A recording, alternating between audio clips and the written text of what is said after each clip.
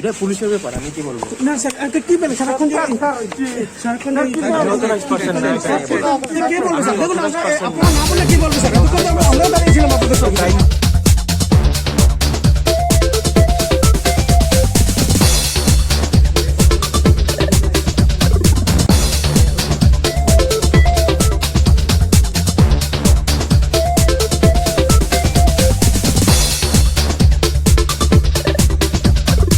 বলবেন আজকের পুরো বিষয়টা নিয়ে? এতক্ষণ তারা আপনাদের কি জিজ্ঞাসাবাদ করলো? তারা সকালবেলা 8:30 এসেছে। আমি তখন আমার প্রাতকর্ম এবং ব্যায়াম আগে করছিলাম। ব্যায়াম করে যখন ছেড়েছি এরকম দেখি, এরকম দেখছে তাদের। দেখার পরে তারা বলছেন, বলার পর আমি জিজ্ঞেছি নর্মালি যদি এরকম কিছু কেস কানেকশন আসতে হয় আপনাদের তো একটা সার্চ ওয়ারেন্ট নিয়ে আসার দরকার।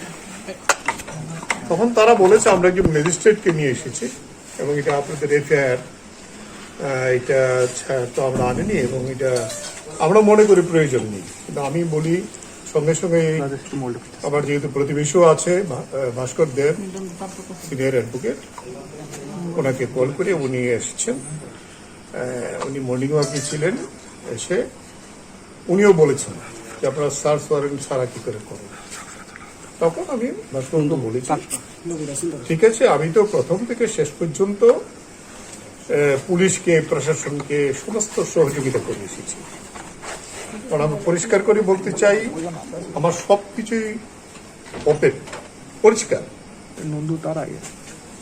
এই বাড়ি আমার স্ত্রীর, এটা শ্বশুরের বাড়ির পক্ষ থেকে তারা দিয়েছিল জমি কিনে, আর ওইখানে তো আমার বাবার প্রপার্টি, বাড়ি, জমি, রাবার বাগান। তার তো গোপনীয়তা কিছু নেই। আমি রাজনৈতিক কর্মী ছাত্র জীবন থেকে এবং সারাক্ষণের কর্মী। 25 বছর সময়ে বিধায়কের দায়িত্ব পালন করেছি, তার মধ্যে টিআইডিসির চেয়ারম্যান, মন্ত্রী, শেষ পর্যন্ত উপাধ্যক্ষের দায়িত্ব পালন করেছি। সুতরাং আমার যা আছে ত্রিপুরার মানুষ সবাই জানে। সেই জায়গায় দাঁড়িয়ে এর আগেও ভিজিলেন্স যখন ডেকেছে, বিজেপির খয়েরপুর মন্ডলের যে সভাপতি, সে এই কমপ্লেনটা প্রদান করেছে ভিজিলেন্সের ডাইরেক্টরের কাছে। তার ভিত্তিতে আমাকে ডেকেছে। ভিজিলেন্স প্রায় 1 মাসের উপরে সমানে সেখানে তারা তাদের তদন্ত ইত্যাদি ইত্যাদি যা যা করেছে সেটা করে তারা তো শেষ করেছে জানুয়ারির মাঝামাঝি। এখন তো হইল জুলাই মাসের মাঝামাঝি, এতদিন আর কোনো খবর নেই। এখন ওইদিন আপনাদের মারফতে আমি জেনেছি যে বুজ্জনগর পিএসএ ভিজিলেন্সের পক্ষ থেকে এটা সংবাদ মাধ্যমে জেনেছি। পরে আমার অ্যাডভোকেটরা তার সার্টিফাইড কপি বের করেছেন। এই কপি পেয়ে তারা কথা বলছেন আইনগতভাবে, তারা কিভাবে আমাকে যারা পরামর্শ দেন এই বিষয়টা তারা সেভাবে লড়বেন। ইতিমধ্যে আমাদের পার্টির সম্পাদক মন্ডলীর পক্ষ থেকে পরিষ্কারভাবে বলে দেওয়া হয়েছে এটা একটা রাজনৈতিক ষড়যন্ত্র। যে ষড়যন্ত্রটি বাদল চৌধুরীর বিরুদ্ধে নেওয়া হয়েছিল এবং এখন পর্যন্ত বাদল চৌধুরীর বিরুদ্ধে চার্জশিট দিতে পারে। আজকে তারা 8:30 এসেছে, এখন 7টায় বেরিয়ে গেছে।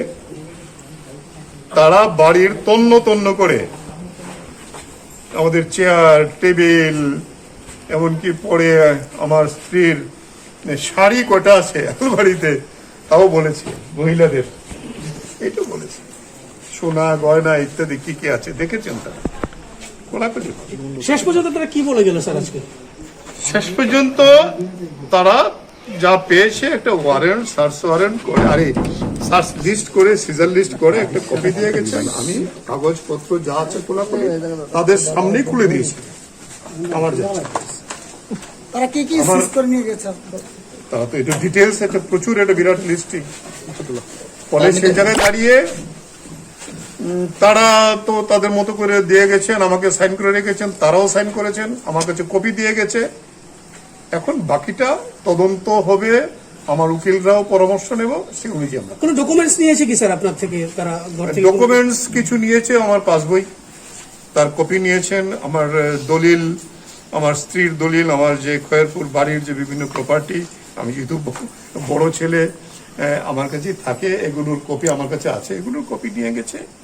আর আমাদের যে স্বাভাবিক কারণেই আমরা তো কিছু ফিক্স থাকে, এগুলি যা যা আছে এগুলি নিয়ে গেছে, সব খোলাখুলি আছে আমাদের, আমি সব দিয়েছি খোলাখুলি ভাবে তাদের কাছে।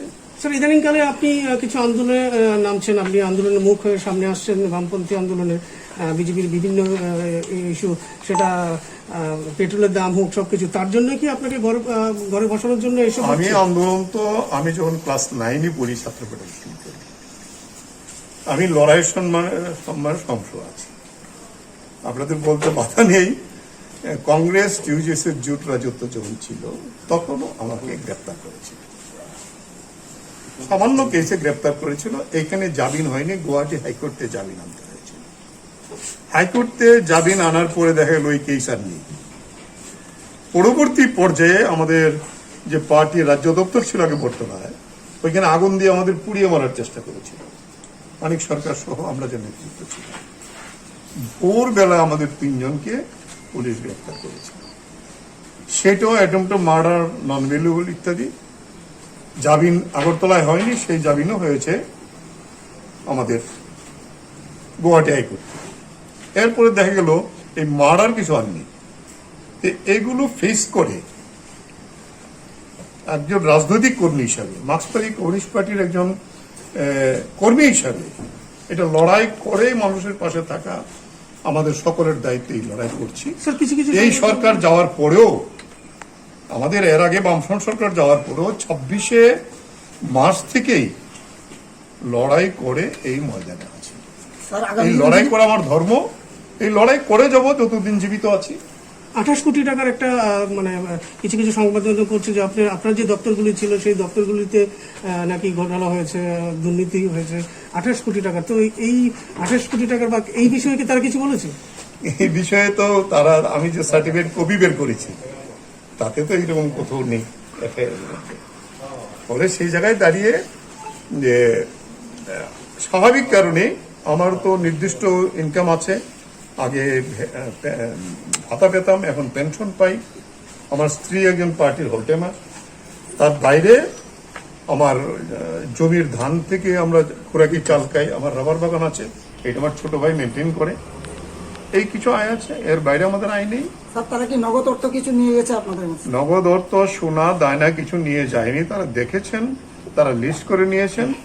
তারা আগামী দিনে আমি বর্বর সহযোগিতা করে এসেছি, তারাও আমাদের, আমি কষ্ট পেয়েছি সারাদিন, কারণ আমার অনেকগুলি কর্মসূচিও ছিল এবং তাদের অনুরোধে এই কর্মসূচি আমার স্থগিত করতে হয়েছে, বাতিল করতে হয়েছে ফোন করে টোরে। তারাও তো কষ্ট পেয়েছে, তারাও তো সকালবেলা যে এসছে খাওয়া দাওয়া করে পরে একটু টিফিন আমরা অফার করেছিলাম, কিন্তু তারা আমাদের এটা খায়নি, টিফিন নিজেরা এনে খেয়ে আছেন। খয়েরপুর বাড়ির যে তল্লাশি চালিয়ে একই সময়েতে গিয়েও খয়েরপুর বাড়িতেও সার্চ করেছে। আমার ছোট ভাই, আমার আরেক ভাইয়ের ছেলে, ওদের সবকিছু দেখেছে। ওইখানে আলাদা করে তো আর কাগজপত্র কিছু নেই, কাগজপত্র যা আছে আমার কাছে আছে। তবু আমার ছোট ভাইয়ের কাছে যা কাগজপত্র আছে সেই কাগজপত্র দেখেছে, করেছে। বাড়ি ঘর, চেয়ার টেবিল এখানেও যা করেছে, টিভি ইত্যাদি, একেবারে কম্পিউটার, ল্যাপটপ, মোবাইল ফোন যা আছে সব রেকর্ড তারা নিয়েছে। আমাদের তো গোপনীয়তা কিছু নেই। স্যার, কতক্ষণ তল্লাশি করেছে টোটাল সর্বমোট? 8:30 থেকে 7টা। আপনারা গণে নিন, টাইমটা দেখে নিন। ক্রাইম ব্রাঞ্চে কি আগামী দিনকে ক্রাইম ব্রাঞ্চে আপনাকে ডেকেছে বা কিছু এরকম কিছু খবর আপনাকে বলেছে? আজকে এসছে প্রথম, তারা আমি বলতে পারবো না, এটা তারা ঠিক করবে। স্যার, যেহেতু আপনারা বিরোধী দলে রয়েছেন, দল কি আর কোনো ধরনের সিদ্ধান্ত নিতে চলছে আপনাদের এই ব্যাপারে? বিরোধী দল হিসেবে তো পার্টি অলরেডি বিবৃতি দিয়েছেন। আমাদের পরিটব্যুরো সদস্যকে আপনারা জিজ্ঞেস করেছিলেন, তিনিও সেই কথাটাই খোলাখুলি বলেছেন। আমাদের পার্টিতে একটাই মত, আমরা যা বলি, আমাদের পার্টির রাজ্য সম্পাদক মন্ডলী যা বলে, এটা আমাদের সকলেরই মত। পার্টি ঠিক করবে, তবে এটা একটা রাজনৈতিক ষড়যন্ত্র, এটা পার্টিও বলেছে, এটা আমিও বলবো। সর্বশেষ কি বলবো? যখন বিরোধীদের উপর মানে কেস দিচ্ছে, ইয়ে করছে, বলছে বিজেপি এখানে অভিযোগ করছে, তৃণমূল করছে, তো এখানে তো সেই বিরোধীদের উপর, আপনাদের উপর যে এটা, এই যে আপনি বলছেন অভিযোগ, এটা আমরা তো বরাবর বলে আসছি, মার্চের 3 তারিখ থেকেই তো আমরা বলে আসছি আক্রমণ হচ্ছে, আমরা আক্রান্ত, আমাদের এখানে কোনো গণতন্ত্র নেই, আপনাদেরও গণতন্ত্র নেই। আপনারা যারা সংবাদপত্রের কর্মী, আপনাদের কতজন আক্রান্ত হয়েছে, কতজন সেখানে স্যার আজকে কিছু স্লোগানের সামনে হয়েছিল কিছু যুবকদের, আপনি কতটুকু মানে নিরাপত্তা মানে আছেন মনে করেন আপনি? আমি মনে করি এই পাড়াতে আমার খয়েরপুর বাড়িতে যখন আগুন হয়, আগুন দিয়ে যখন সব জ্বালিয়ে দিয়েছিল, তারপর থেকে আমি রান্নাঘরেই আছি, এখানে আমার কোনো অসুবিধা হয়নি। হয়তো তারা বিভিন্ন কারণে দিয়েছে, আমি শুনেছি এটা, তবে আমি মনে করি না এখানে আমার নিরাপত্তার কোনো অসুবিধা আছে। এই রামনগরের মানুষ, আমার স্ত্রী এখানে ছোটবেলা থেকে আমার ভবেশ দাস যিনি আছে ওনার কাছে ছোট থেকে বড় হয়েছে সে, এবং আমরাও, আমি আজকে নতুন আসি না, এবং ছাত্র রাজনীতি যখন করি তখনও রামনগর থেকে কাজ করেছি, যুব রাজনীতি করেছি, এবং বিয়ের পরে তো এখানে বরাবর এসেছি। আমার শ্বশুরবাড়ি এবং এই পাড়ার সবার সঙ্গে আমার একটা হৃদ্যতপূর্ণ সম্পর্ক আছে। এখানে কংগ্রেস, কমিউনিস্ট, বিজেপি হিসাবে না, আমার সবার সঙ্গেই পরিচিত। স্যার সর্বশেষ ক্রাইম ব্রাঞ্চ তরফ থেকে কি বলে গেল তারা চার্জ লিস্ট দিয়ে গেছে, আমার কাছে সাইন করে নিয়ে গেছে, তারা সাইন করে দিয়ে গেছে। আপনি কি সন্তুষ্ট তাদের স্যার? কিন্তু কেসের ব্যাপারে কেউ পুরো সন্তুষ্ট হতে পারে না যতক্ষণ এটা কেস শেষ না হবে। ঠিক আছে, ধন্যবাদ।